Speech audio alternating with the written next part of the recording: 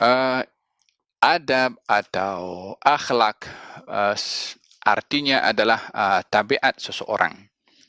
Akhlak itu atau adab lebih kepada menjurus kepada tabiat seseorang.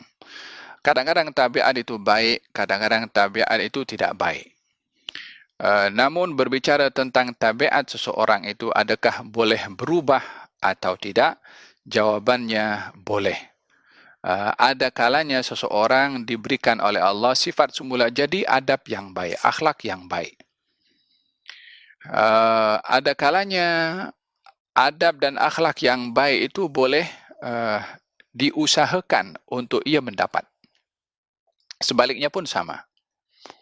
Orang yang mempunyai akhlak yang tidak baik boleh berubah menjadi akhlak yang baik. Orang yang berakhlak baik boleh berubah menjadi akhlak yang tidak baik bila orang itu sendiri mahu mengubahnya. Dengan demikian akhlak ini terbagi kepada dua bahagian.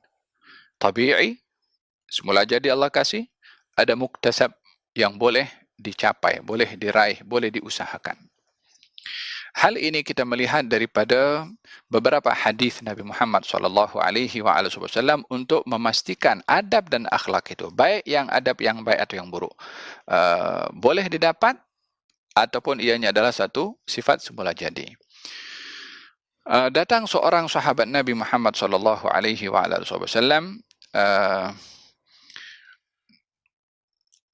bersama dengan rombongan, lalu kemudian rombongan itu ketika sampai ke Madinah, rombongan tadi segera turun daripada ontanya tanpa mengikat onta tadi supaya tidak berkeliaran kemana-mana karena mereka terburu-buru nak jumpa dengan Nabi.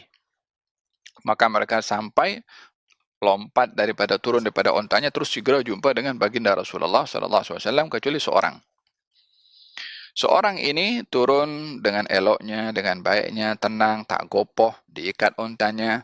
Onta-onta teman-temannya tadi yang tak terurus, diikat oleh dia, diletakkan di tempat yang selamat supaya tak lari, supaya tak pergi ke mana-mana. Sampai selesai semua, baru dia masuk masjid untuk berjumpa dengan baginda Rasulullah. Perbuatan orang tadi diperhatikan oleh Nabi. Kemudian Nabi bersabda kepada sahabat tadi, engkau ada dua sifat yang disukai oleh Allah Subhanahu Wa Taala. Apakah sifat itu? Sifat al-hilmu wa tu'adah, santun dan tenang, tidak gopoh. Sahabat tadi bertanya, adakah itu sifat semula jadi Allah kasih ataupun tidak? Katanya itu sifat semula jadi yang Allah kasih kepada engkau. Maka dia berdoa mengatakan segala puji bagi Allah yang telah memberi saya sifat semula jadi yang baik tadi, yaitu santun dan juga tenang. Hadis ini menunjukkan adab dan akhlak yang baik tadi itu adalah sifat semula jadi diberikan oleh Allah Subhanahu Wa Taala, dan di dalam hadis Nabi Muhammad SAW bersabda, Allah mengagihkan akhlak ini kepada hamba-hambanya seperti mana mengagihkan rezeki. Yani masing-masing diberikan rezeki, diberikan akhlak seperti mana diberikan rezeki oleh Allah, diagihkan oleh Allah Subhanahu Wa Taala. Ini hadis yang menunjukkan ada sebahagian orang yang dianugerahkan akhlak sebagai sifat semula jadi. Oleh sebab itu, di antara doa yang diminta oleh Nabi Muhammad SAW kepada Allah adalah meminta akhlak yang baik. Allahumma hdini li ahsanil akhlaq, fa innahu la yahdi li ahsaniha illa anta, wasrif anni sayyi'aha, fa innahu la yasrifu anni sayyi'aha illa anta. Ya Allah, berikan kepada aku hidayah kepada akhlak yang baik. Sesungguhnya engkau adalah Tuhan yang memberi hidayah akhlak yang baik. Dan jauhkan aku daripada akhlak yang tidak baik. Sesungguhnya tiada yang menjauhkan aku daripada akhlak yang tidak baik kecuali engkau. Permohonan untuk mendapatkan akhlak. Yang kedua, akhlak yang muktasab, yang boleh didapat, boleh dicari, boleh diusahakan, boleh melatih diri untuk mendapatkan akhlak tersebut.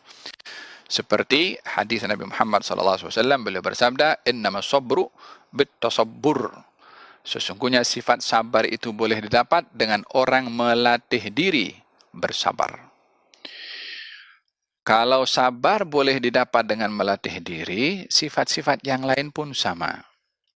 Orang kalau ingin jadi pemurah, latihlah diri untuk memberi walaupun dia orang yang kedekut. Dengan latihan tu, dia akan menjadi seorang yang pemurah. Innamal hilmu bittahallum. Kesantunan itu dengan melatih diri bersikap santun. Yakni dengan berusaha menjadi seorang yang santun, maka dia akan menjadi penyantun. Dalam hadis baginda Rasulullah SAW menceritakan tentang akhlak ini boleh diusahakan untuk didapat, baik yang akhlak yang baik atau yang sebaliknya. Nabi bersabda, "Alaikum bisidqi fa inna sidqa yahdi ilal bir, wal birra yahdi ilal jannah, wa la yazalu ar-rajulu yataharra sidqa hatta yuktaba indallahi siddiqa." Hendaklah kamu bersikap jujur, karena kejujuran membawa kepada kebajikan, dan kebajikan membawa kepada syurga. Dan orang itu melatih diri untuk jujur, maka dia akan menjadi seorang yang jujur. Iyakumul kadhib, fa innal kadhiba yahdi ilal fujur, wal fujura yahdi ilal nar. Wa la yazalu ar-rajulu yataharra al-kadhiba hatta yuktaba indallahi kadzdzaba. Dan hati-hati kamu daripada sikap dusta, karena dusta itu membawa kepada kefasikan, dan kefasikan membawa kepada neraka, dan orang itu akan membiasakan diri berdusta sehingga ia menjadi pendusta. Jadi hadis ini memberikan gambaran kepada kita kalau akhlak itu ada yang tabi'i, ada sifat semula jadi Allah kasih, ada juga yang muktasab yang boleh didapat dengan melatih diri dan berusaha.